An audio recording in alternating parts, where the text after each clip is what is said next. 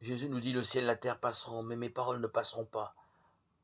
Matthieu 24, 35. Pouvons-nous penser que la terre ne connaîtra jamais de fin, que les civilisations continueront à se succéder, comme au cours des millénaires passés?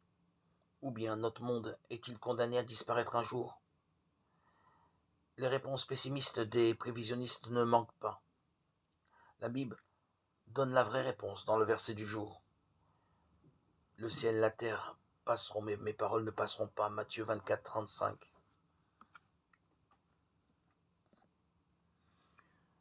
Les cieux et la terre de maintenant sont réservés par sa parole pour le feu, gardés pour le jour du jugement et de la destruction des hommes impies. 2 Pierre 3, 7. La Bible nous met directement en situation quand elle évoque l'époque du déluge. Genèse chapitre 6 à 8.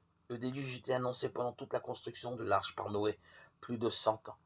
Pourtant, l'annonce du cataclysme n'a pas été entendue jusqu'au jour où l'eau a submergé la terre.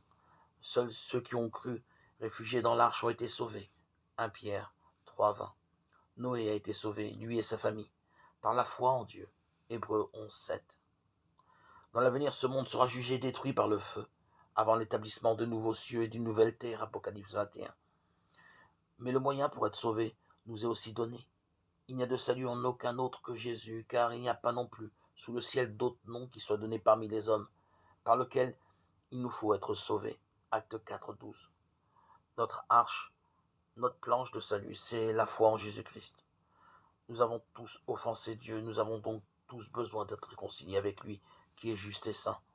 À tous ceux qui croient en Jésus, mort sur la croix et ressuscité, Dieu pardonne et il leur donne la vie éternelle.